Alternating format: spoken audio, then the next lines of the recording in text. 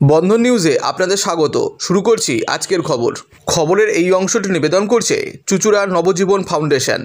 India জোটের ভবিষ্যৎ নিয়ে সংশয় প্রকাশ করলেন আইএসএফ বিধায়ক নওশাদ সিদ্দিকী। কেন কংগ্রেস নেতা মল্লিকার্জুন খাড়গের নাম মমতা বন্দ্যোপাধ্যায় প্রস্তাব করলেন, এই প্রশ্ন তুলে তিনি জানালেন, তৃণমূল সুপ্রিমো মমতা বন্দ্যোপাধ্যায় চান না কেন্দ্র থেকে বিজেপি সরে যাক, তাহলে তিনি রাজ্যে যে ভয় দিকে ভোটটা আদায় করেন সেটা পারবেন না। পাশাপাশি এদিন সন্দেশখালী কাণ্ড নিয়ে রাজ্যের শাসক দল তৃণমূলকে কটাক্ষ করলেন নওশাদ সিদ্দিকী।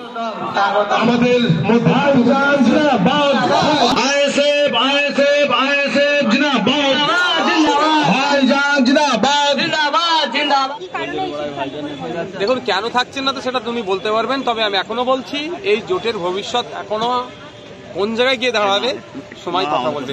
কতজন থাকে বা কতজন বেরিয়ে বার হয়ে চলে আসে সেটা দেখবেন।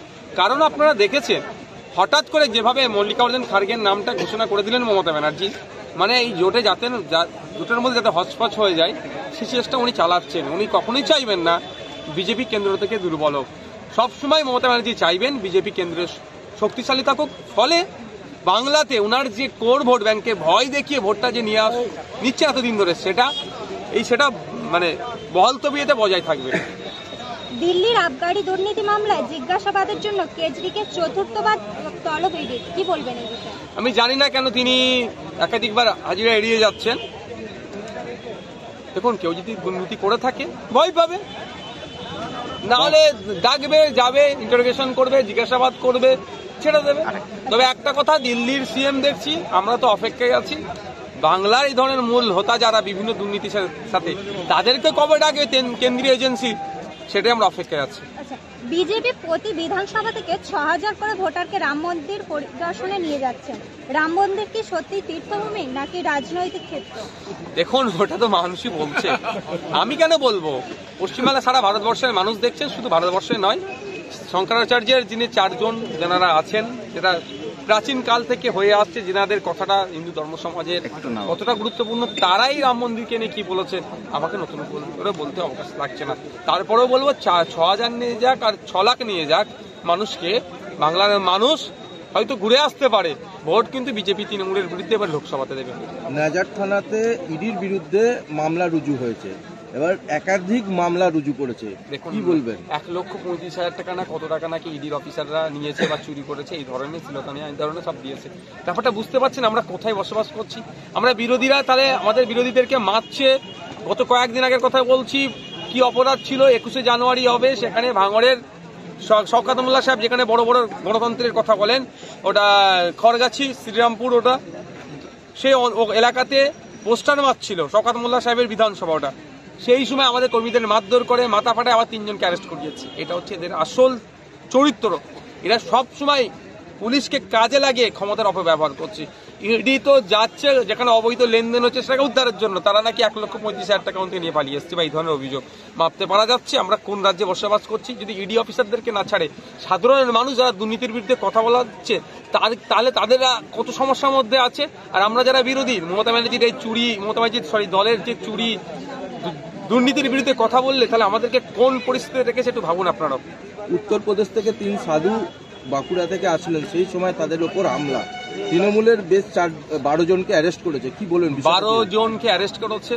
আমাদের যারা আসছিলেন গঙ্গাসাগরে, তারা পুণ্যার্থী, তারা আমাদের বাংলার, তারা অতিথি, যারা এই অপকর্ম করেছে একটা ওনার ছাড় পায়।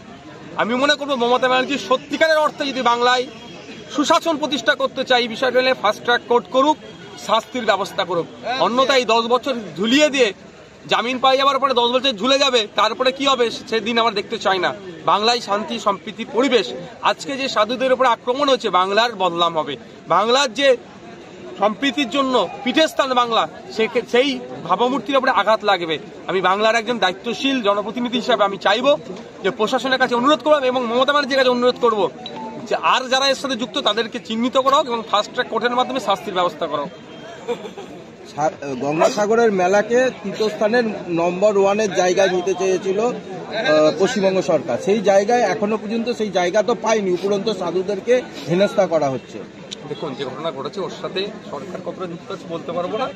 সরকার যদি সদার্থক ভূমিকা না নেয়, ফাস্ট ট্র্যাক কোর্টের মাধ্যমে যদি সমস্যার সমাধান হয়, যারা করে তারা শাস্তি না দেয়, তাহলে তো একটা প্রশ্ন থাকবে। দ্বিতীয় কথা হচ্ছে, আপনারা ওই কথা বলছেন গঙ্গাসাগরে যে মেলা হচ্ছে, এই গঙ্গাসাগরের একটা উন্নত মানের হসপিটাল নাই। ওখানকার মা বোনেদেরকে সন্তান প্রসব করতে হলে প্রায় মাদকাসক্ত যুবকদের জীবনের মূল স্রোতে ফিরিয়ে আনছে চুঁচুড়া নবজীবন ফাউন্ডেশন। আজ থেকে 7 বছর আগে পথ চলা শুরু হয়েছিল এই সংস্থার। হুগলি জেলা থেকে শুরু হয়েছিল নবজীবন ফাউন্ডেশনের কাজ। আজ গোটা উত্তর পূর্ব ভারতে ছড়িয়ে পড়েছে তার ব্যাপ্তি। জেলা ও রাজ্যের হাজার হাজার মাদকাসক্ত যুবকদের মানসিক ও শারীরিক চিকিৎসার মধ্যে দিয়ে সুস্থ জীবনের পথে ফিরিয়ে আনছে নবজীবন ফাউন্ডেশন। কী করে এই সংস্থাকে তিল তিল করে গড়ে তুলছেন বন্ধন নিউজ এর ক্যামেরার সামনে, সে কথা বললেন সংস্থার কর্ণধার চন্দন দাস। দেখি ওটার মধ্যে কি আছে, বা পাড়ার বড় দাদারা করছে, আমিও একটুখানি করি, ফিলিংসটা কি সেটা দেখতে যাই। এবং একটা সার্টেন টাইমের পর কি হয়, সেটা ফ্রিকোয়েন্সিটা তখন অনেক বেশি থাকে, গ্যাপ থাকে যখন শুরু করে।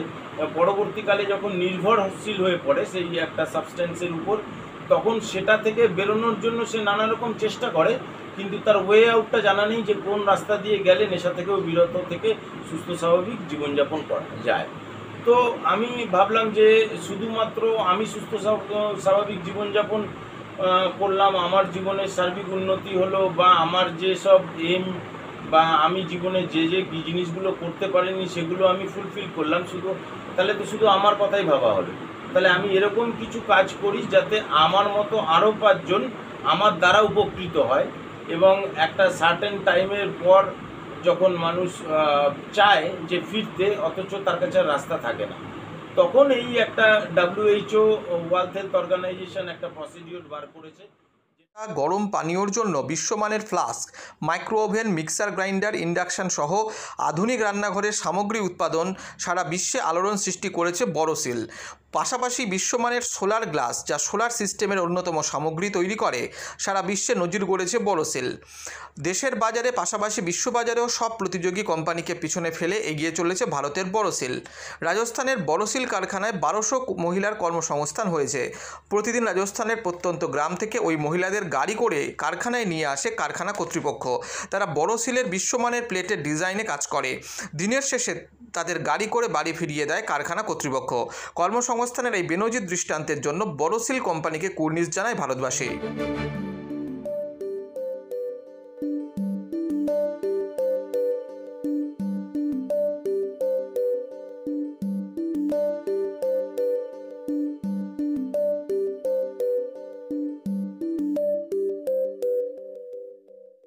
At Borosil, our products touch our customers' lives in many ways.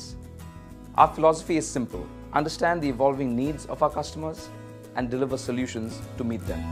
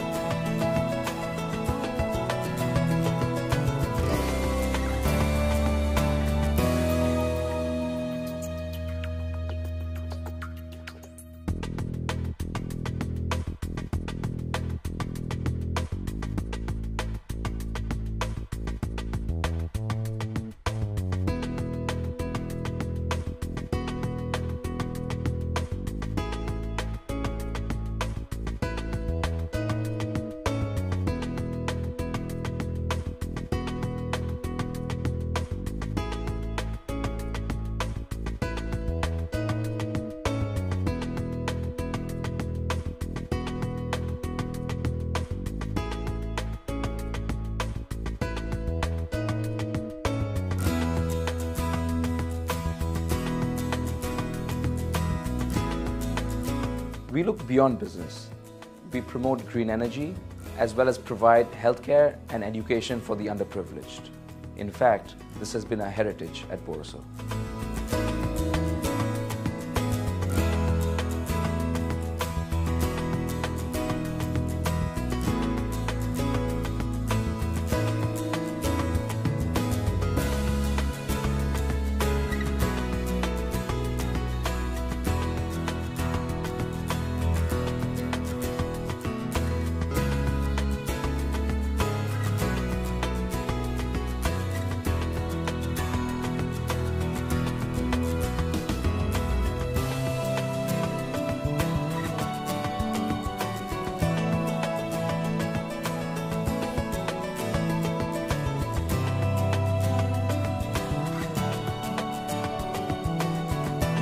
Our products are developed with innovation and thought. It is technology emboldened by the human spirit.